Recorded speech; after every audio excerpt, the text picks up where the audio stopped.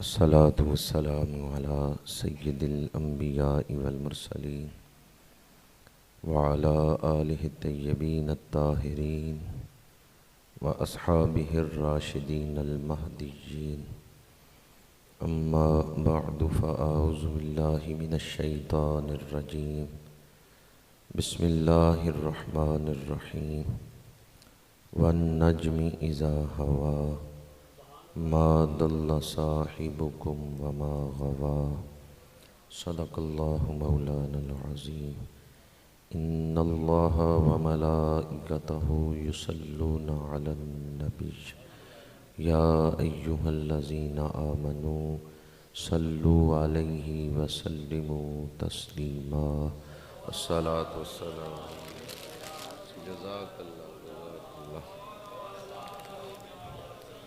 الصلاة والسلام عليك يا رسول الله وعلى آلك وأصحابك يا حبيب الله. الصلاة والسلام عليك يا رسول الله وعلى آلك وأصحابك يا حبيب الله. تمام تعریفیں اس ذات کے لیے جس کے سوا کوئی عبادت کے لائق نہیں ہے، جس کا کوئی شریک نہیں ہے. وہ واجب الوجود ہے، باقی ہر شے ممکن الوجود ہے. وہ خالق ہے، باقی ہر شے اس کی مخلوق ہے. وہ بے نیاز ہے، باقی ہر شے اس کی نیاز مند ہے.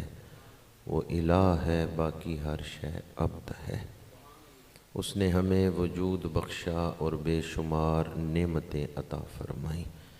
گننا شروع کریں تو گنتی ختم ہو جائے گی، اللہ کی نعمتیں ختم نہیں ہوں گی. ان نعمتوں میں سب سے بڑی نعمت وجود مصطفیٰ ہے. بے شمار درود و سلام اس ہستی پاک پہ جو ہمارے درود کے محتاج نہیں ہیں. اللہ ان پہ درود بھیج رہا ہے، اللہ کے فرشتے درود بھیج رہے ہیں. اللہ کریم نے اہل ایمان کو درود بھیجنے کا حکم دیا ہے. جو حضور پہ درود بھیجتا ہے اللہ اس کے لیے جنت کے راستے روشن فرما دیتا ہے. درود پڑھنا گناہ بخشوانے اور درجات کی بلندی حاصل کرنے کا وظیفہ ہے. حمد و صلات کے بعد حضور کی آل پر، آپ کے اصحاب پر، آپ کی امت کے اولیاء پر اللہ بے شمار رحمتوں کا نزول فرمائے. دنیا میں ہمیں ان کے نقش قدم پر چلنے کی توفیق عطا فرمائے اور آخرت میں ان صالحین کی معیت عطا فرمائے. آج رجب کی 30 تاریخ ہے. ماہ رجب میں سید العالمین خاتم النبیین صلی اللہ علیہ وآلہ وسلم کا عظیم الشان معجزہ معراج النبی صلی اللہ علیہ وآلہ وسلم کا بیان پچھلے جمعۃ المبارک پہ میں نے اسی آیت مبارکہ کے حوالے سے چند ایک پہلو بیان کیے تھے. آج دوسری آیت جو ہے ما ضل صاحبکم وما غوی، اس کے حوالے سے ایک دو تفسیری نکات بیان کروں گا اور مشاہدات نبوی جو کہ سیر معراج کے دوران ہوئے، ان مشاہدات میں سے چند ایک کا ذکر کروں گا. اللہ تعالی حق گوئی کی توفیق عطا فرمائے. معراج شریف کے حوالے سے 4 اہم موضوعات ہیں. ایک تو یہ کہ اس راستے میں واقعات کون سے پیش آئے، ان واقعات کا تذکرہ. دوسرا موضوع ہے کہ اس سیر کا مقصد کیا تھا، مقاصد معراج کیا ہیں. تیسرا اہم موضوع ہے کہ اس سیر میں حضور نے مشاہدات کیا فرمائے. اور چوتھا اہم موضوع ہے کہ جب حضور معراج سے واپس تشریف لائے اور آپ نے معراج کو بیان فرمایا تو اہل مکہ کا رد عمل کیا تھا اور اس میں حضرت سیدنا صدیق اکبر کا کردار کیا ہے۔ پہلا جو موضوع ہے واقعات، وہ اکثر میں نے بھی بیان کی اور آپ بھی سنتے رہتے ہوں گے، پڑھتے ہوں گے۔ دوسرا موضوع مقاصد۔ اس سیر کا جو مقصد ہے 15ویں پارے کی پہلی آیت میں بھی بیان ہوا ہے، لِنُرِيَهُ مِنْ آیاتنا، تاکہ ہم اپنی نشانیاں دکھائیں۔ اور سورہ والنجم میں بھی ہے کہ اللہ کریم نے نشانیاں دکھائیں اور محبوب نے بڑی نشانی کو دیکھا۔ پھر سورہ والنجم میں یہ بھی بات موجود ہے کہ ما کذب الفؤاد ما رأى، جو کچھ آپ نے دیکھا دل نے اس کی تصدیق کی ہے، اس کو جھٹلایا نہیں ہے۔ تو یہ مشاہدات جو ہیں یہ معراج کے مقاصد میں سے ایک بڑا مقصد ہے۔ تمام تر مقاصد تو اللہ جانتا ہے اور اللہ کے رسول جانتے ہیں۔ چند ایک مقاصد جو قرآن اور حدیث میں بیان ہوئے ہیں، انسانی ذہن کے مطابق یا انسانی نفع کے لیے، ان میں سے ایک مقصد جو ہے کہ اللہ کریم نے نشانیاں دکھائیں، مشاہدات کروائیں۔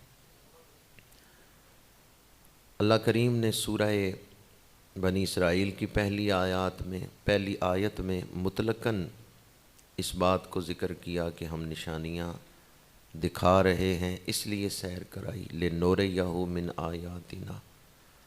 لیکن سورہ والنجم میں 27ویں پارے میں ان نشانیوں کو ذکر کیا ہے، چند ایک کو بیان فرمایا ہے۔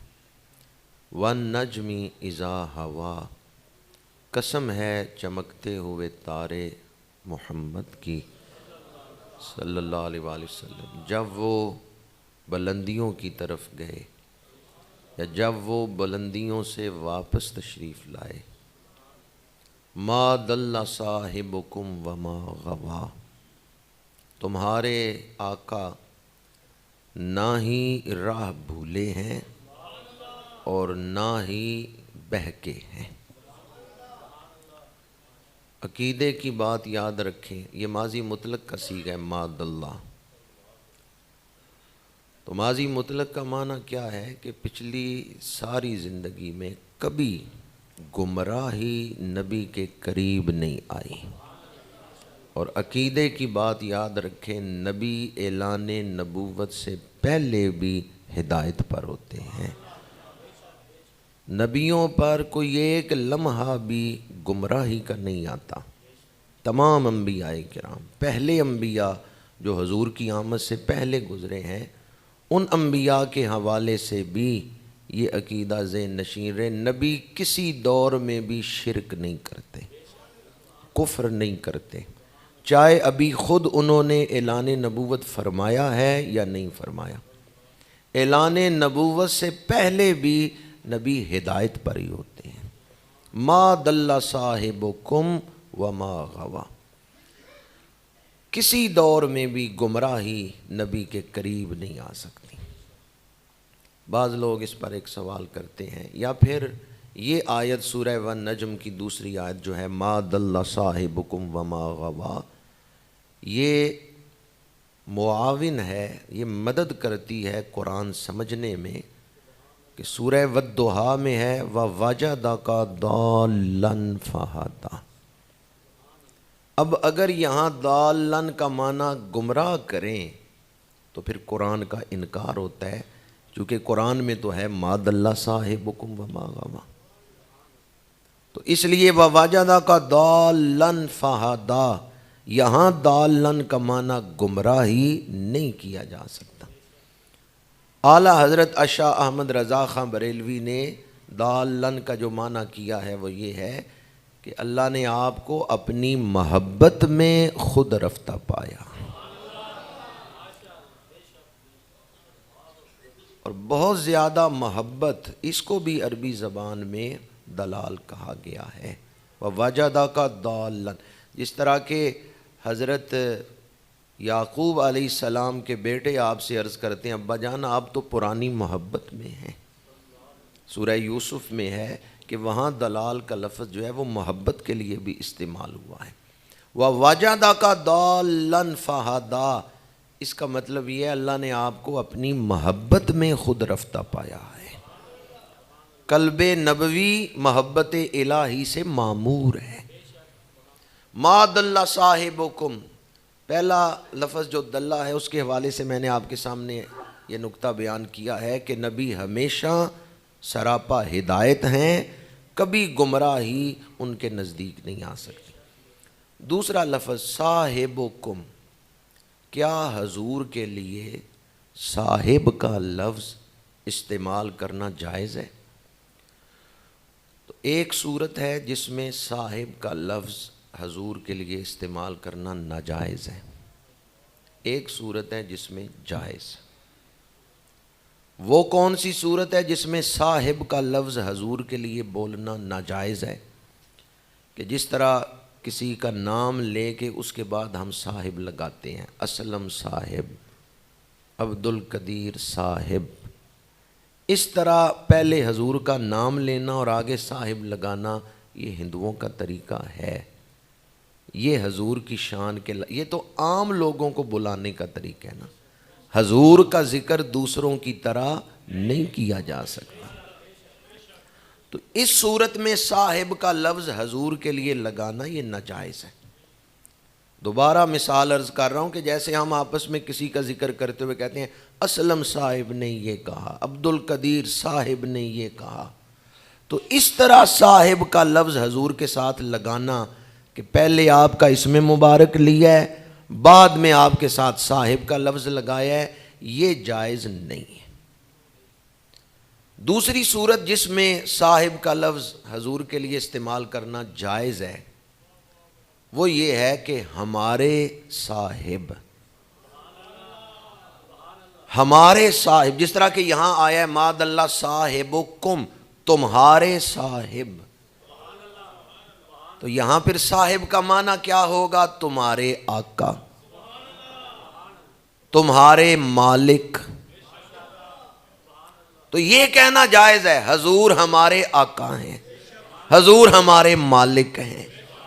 یہاں جو آیا نا صاحبکم، اس کا مطلب یہ ہے کہ اے صحابہ کرام تمہیں شرف صحبت سے ہمکنار کر کے تمہیں فیض یاب کرنے والی ہستی وہ جو تمہارے آقا ہیں، وہ کبھی گمراہ نہیں ہوئے. صاحبکم تمہارے آقا، تمہارے مالک. اور یہاں دوبارہ یہ بات عرض کر رہا ہوں، پہلے کئی دفعہ بیان کر چکا ہوں، اپنے آپ کو حضور کی ملکیت میں دیں تو آپ کو ایمان کی حلاوت محسوس ہوگی. حضور ہمارے مالک ہیں، آقا ہیں، ہمارے مالک ہیں.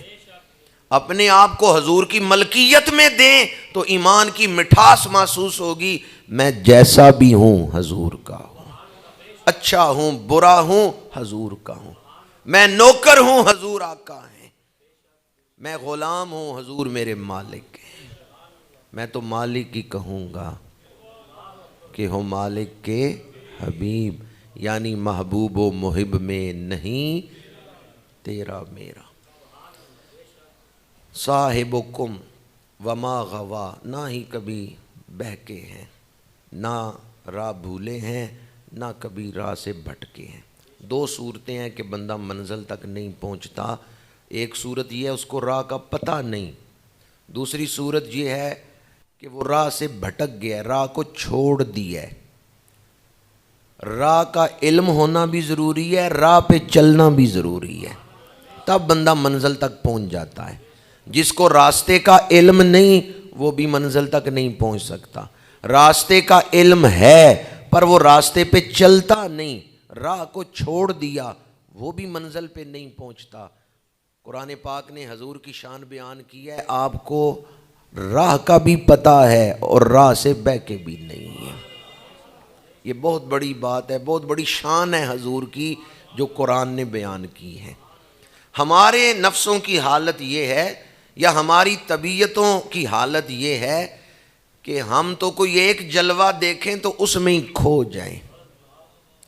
شب معراج حضور کی شان کیا ہے کہ جب حجابات الوہیت کے مرحلے طے کر رہے ہیں، ایک حجاب ہٹتا ہے تو اس میں لاکھوں پردے ہیں، اور ایک پردے میں لاکھوں جلوے ہیں، پر حضور کسی جلوے میں گم نہیں ہو گئے کہ منزل کو بھول گئے اور وہاں رک گئے ہوں۔ ایک حجاب ہٹتا ہے، لاکھوں پردے ہیں، ایک پردہ ہٹتا ہے، لاکھوں جلوے ہیں۔ اب حساب خود گھر جا کے کر لیں کہ پھر جلوے کتنے ہوں گے۔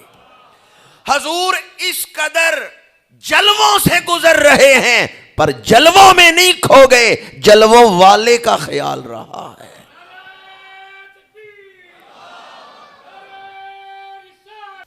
اگر نماز کا وقت آئے اور آپ کو اپنے ذہن میں بوجھ محسوس ہو تو غور کریں کہ کون سی خواہشات ہیں دل میں جن کی وجہ سے نماز مجھے بوجھ لگ رہی ہے، کیونکہ قرآن نے دو ٹوک اعلان کر دیا ہے، جو خاشعین ہیں ان پر نماز بوجھ نہیں۔ تو جب میرے اوپر بوجھ ہے اس کا مطلب ہے میں خاشعین میں سے نہیں ہوں۔ جو خاشعین ہیں، خشوع و خضوع والے، اللہ کی محبت سے لبریز دل، خشیت الہیہ سے لبریز دل، ان پر نماز بوجھ نہیں ہے۔ جب میرے اوپر بوجھ ہے تو اس کا مطلب ہے میں خاشعین میں سے نہیں۔ وہ کون سی خواہشات ہیں جنہوں نے میرے دل کو غافل بنا دیا ہے؟ آگے فرمایا الذین یظنون انہم ملاقو ربہم وانہم الیہ راجعون۔ انذار و تبشیر دونوں طریقوں کے ذریعے خشوع کو دلوں میں پیدا کیا ہے۔ فرمایا ان پر نماز بھاری نہیں جنہیں یقین ہے کہ رب سے ملاقات ہوگی۔ حدیث پاک ہے دنیا میں ایک سجدہ، آخرت میں رب کا ایک دیدار۔ مسجد حرام میں ایک سجدہ کیا ہے، 25,000 مرتبہ آخرت میں رب کا دیدار ہوگا۔ یقین ہے نا رب کا دیدار ہوگا۔ بخاری شریف کی حدیث پاک ہے ایمان کیا ہے؟ ایمان بتاتے ہوئے حضور نے فرمایا رب کو بھی ماننا اور رب کی ملاقات کو بھی ماننا۔ یہ ایمان ہے، اس بات پر یقین ہو کہ اللہ موجود ہے اور اللہ سے میری ملاقات بھی ہوگی، یہ ایمان ہے۔ الذین یظنون انہم ملاقو ربہم، وہ جنہیں یقین ہے کہ رب سے ملاقات ہوگی، وانہم الیہ راجعون، اور انہیں یقین ہے رب کی طرف لوٹنا ہے۔ اس میں انذار ہے، یعنی ڈرانے کے ذریعے دل میں خشوع پیدا کرنا۔ جب رب کی بارگاہ میں حاضر ہوگے، اگر نمازیں نہیں پڑھیں تو کس طرح چہرہ دکھائیں گے؟ رب اگر غضب میں ملتا ہے تو پھر کہاں منہ چھپائیں گے؟ فرمایا میں نے دیکھا جن کے سر کچلے جا رہے ہیں، جبریل عرض کرتے ہیں یا رسول اللہ یہ وہ ہیں جن پر نمازیں گراں ہیں۔ پھر میرے آقا کریم نے فرمایا میں نے دیکھا کچھ لوگ ایسے ہیں، ایک طرف اچھا گوشت، ستھرا گوشت، بھنا ہوا پکا ہوا گوشت پڑا ہے، دوسری طرف حرام گوشت پڑا ہے، بدبودار گوشت پڑا ہے، وہ اس حلال کو چھوڑ کے حرام کو اٹھا رہے ہیں۔ فرمایا یہ وہ لوگ ہیں جو حلال رشتوں کو چھوڑ کے حرام رشتوں میں سکون ڈھونڈتے ہیں، جنہیں حلال میں سکون نہیں ملتا حرام میں ڈھونڈتے ہیں۔ بیوی موجود ہے لیکن غیر عورتوں میں مصروف ہے۔ یہ وہ ہیں جو حلال چھوڑ کے حرام کی رغبت رکھتے۔ سارا جسم ستھرا ہو، ہاتھ پہ زخم ہو، مکھی ستھرے بدن پہ نہیں بیٹھتی، زخم پہ بیٹھتی، اس کے مزاج میں گندگی کی محبت ہے۔ تو بعض مزاج اتنے پلید ہوتے ہیں کہ وہ گندگی سے محبت کرتے ہیں، ناپاکی سے محبت کرتے ہیں۔ یہ توبہ کا مقام ہے۔ فرمایا میں نے دیکھا کچھ مرد اور عورتیں ایسی ہیں کہ جن کی شرمگاہوں پہ چیتھڑے ہیں، پھٹے ہوئے کپڑے ہیں، چیتھڑے ہیں، اور وہ زقوم کھا رہے ہیں، تھوہر کھا رہے ہیں۔ ایک ایسا درخت جس پر کانٹے ہیں وہ ان کانٹوں کو کھا رہے ہیں۔ اب کتنا مشکل ہے کانٹوں کو کھانا، وہ اس عذاب میں مبتلا ہیں۔ یا رسول اللہ یہ کون سے لوگ ہیں؟ فرمایا یہ وہ ہیں جو اپنے مال سے زکوٰۃ نہیں ادا کرتے تھے، جو اپنے مال کا حق ادا نہیں کرتے تھے۔ تو جب وہ مال کو پاک ہی نہیں کرتے، زکوٰۃ نہیں دیتے، صدقہ فطر نہیں دیتے، اور وہ اسے خود استعمال کر رہے ہیں، تو وہ زکوم کھا رہے ہیں، مال کا حق ادا نہیں کرتے۔ اور مال کے حوالے سے ایک یہ مشاہدہ بھی مشاہدات معراج میں موجود ہے۔ فرمایا کچھ لوگوں کے پیٹ بڑے بڑے ہیں، ان میں سانپ اور بچھو گردش کر رہے ہیں۔ کچھ لوگ خون کے تالاب میں ڈبکیاں لے رہے ہیں، خون ہے جس میں انہیں ڈبویا جاتا ہے اور اٹھتے ہیں۔ یا رسول اللہ یہ کون لوگ ہیں؟ فرمایا یہ سود کھانے والے لوگ ہیں، یہ سود استعمال کرنے والے، یہ رزق حرام استعمال کرنے والے۔ چند ایک مشاہدات میں نے آپ کے سامنے بیان کیے جن میں انذار ہے، یعنی وعید ہے، یہ کام کرو گے تو ان کی یہ سزا ہے۔ وہیں آپ کو ایک تبشیر والا مشاہدہ بیان کر رہا ہوں جس میں خوشخبری ہے۔ میرے آقا کریم ساتوں آسمانوں سے اوپر بیت المعمور پہ تشریف لے گئے۔ بیت معمور کیا ہے؟ کعبہ شریف کے عین اوپر فرشتوں کا قبلہ، ساتوں آسمانوں سے اوپر، سدرۃ المنتہا سے نیچے، ساتویں آسمان پر۔ حضرت ابراہیم علیہ السلام یہاں تشریف فرما تھے۔ اسے بیت المعمور کیوں کہتے ہیں؟ والبیت المعمور، قرآن پاک نے قسم بھی اٹھائی ہے بیت معمور کی۔ معمور کہتے ہیں آباد گھر کو، بھرا ہوا، بیت گھر، معمور آباد۔ اللہ آباد گھر کی قسم اٹھا رہا ہے۔ وہاں ہر وقت فرشتوں کا ہجوم رہتا ہے، وہ گھر بھرا رہتا ہے فرشتوں سے، اس لیے اسے بیت معمور کہا گیا۔ اگر وہاں سے کوئی چیز گرائی جائے اور راستے میں کوئی رکاوٹ نہ ہو، وہ سیدھی نیچے آئے تو کعبہ شریف کی چھت پر گرے گی۔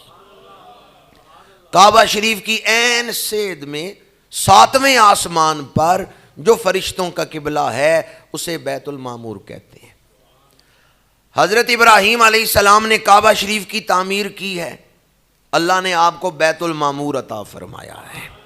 معراج میں حضور کی ملاقات حضرت ابراہیم علیہ السلام سے مسجد اقصی میں بھی ہوئی ہے اور پھر بیت المعمور پہ ہوئی ہے۔ حضور نے سلام عطا کیا ہے، حضرت ابراہیم نے مرحبا کہا ہے، حضور کو گلے لگایا ہے اور پھر پیغام دیا ہے یا رسول اللہ اپنی امت کو میری طرف سے سلام پہنچا دیں۔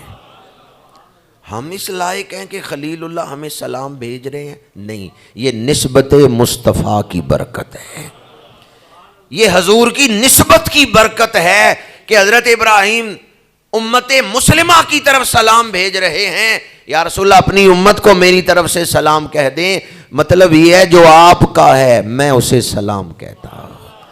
یا رسول اللہ جو آپ کا ہے خلیل اللہ اسے سلام کہتے ہیں۔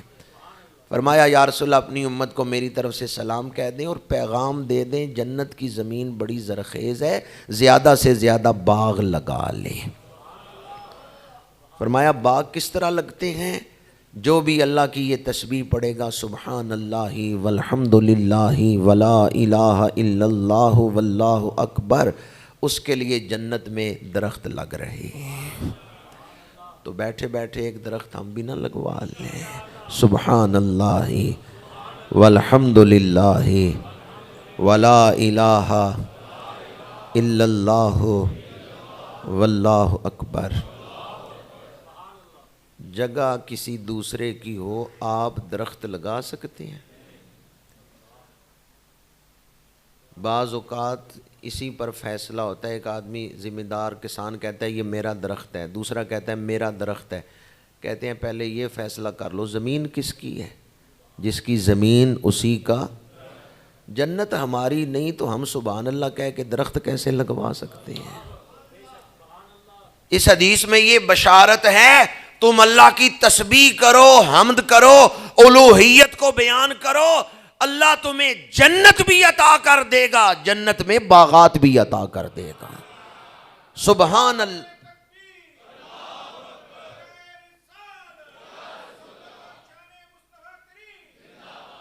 سبحان اللہ والحمد للہ ولا الہ الا اللہ واللہ اکبر لا حول ولا قوت الا باللہ العلی العظیم۔ یہ عرش کا خاص خزانہ ہے، یہ خاص چھپا ہوا خزانہ ہے جو اللہ نے معراج کی رات حضور کو عطا کی ہے۔ لا حول ولا قوت الا باللہ العلی العظیم۔ جو اس کو اپنا وظیفہ بنا لے اللہ دست غیب سے اس کی مدد فرماتا ہے۔ آخری بات عرض کر رہا ہوں، جہاں میں نے آپ کے سامنے مشاہدات معراج بیان کیے، شروع میں نے عرض کیا تھا کہ معراج شریف کے حوالے سے 4 موضوع بڑے اہم ہیں۔ ان میں آخری موضوع یہ ہے کہ جب حضور معراج سے واپس تشریف لائے اور آپ نے معراج بیان فرمائی تو لوگوں کا رد عمل کیا تھا۔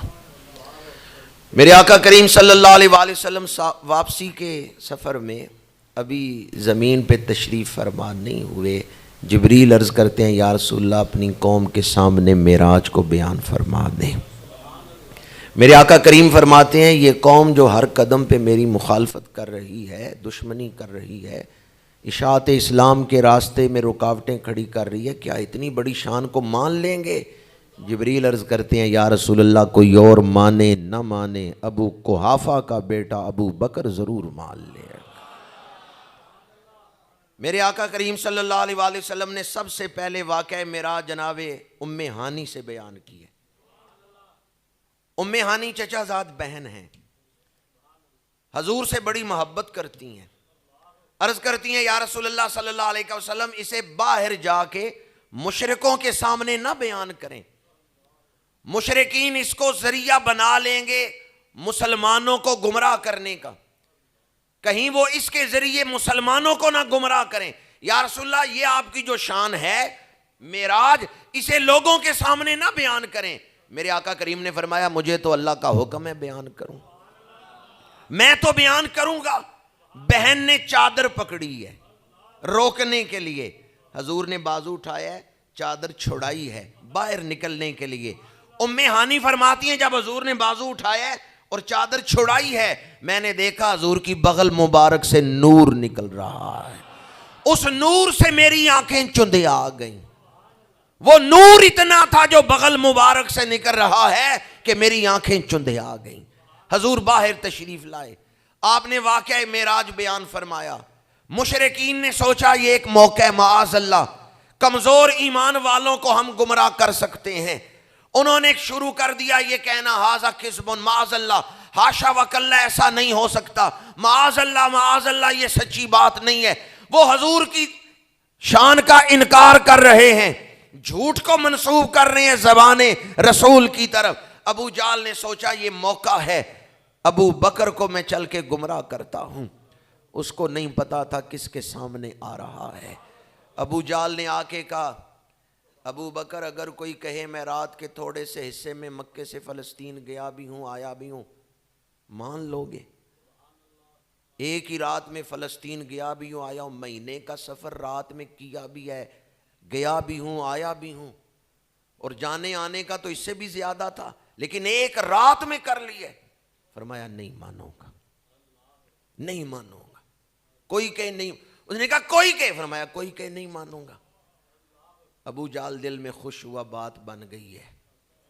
اس نے کہا یہ بات تمہارے نبی نے کی ہے، یہ اعلان تمہارے نبی نے کیا ہے۔ حضرت صدیق اکبر مسکرائے، فرمایا حضور تو اس سے بھی بڑا اعلان فرمائے میں اس کو بھی مانتا ہوں۔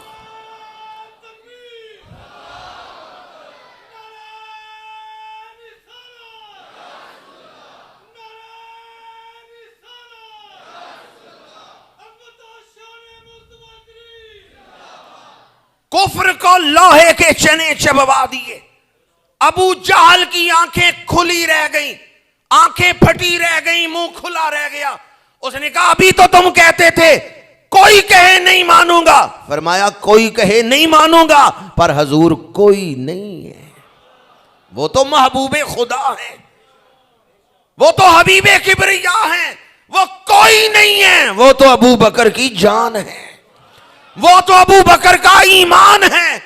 رسول کوئی نہیں ہے، وہ تو مقصود کائنات ہے، سید کائنات ہیں، سید الخلائق ہیں، وہ کوئی نہیں ہے، وہ میرا ایمان ہے۔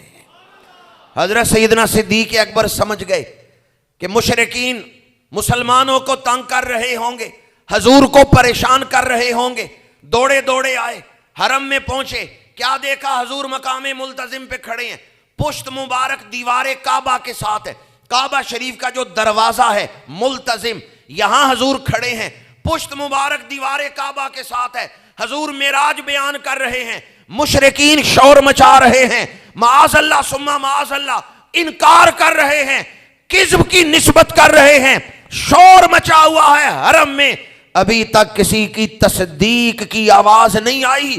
ابو بکر جب پہنچے تو جناب صدیق اکبر نے پہنچتے ہی دونوں بازو اٹھائے اور کہا مشرکین مکہ سنو، کوئی مانے یا نہ مانے میں مانتا ہوں میرے نبی سچ فرما رہے ہیں۔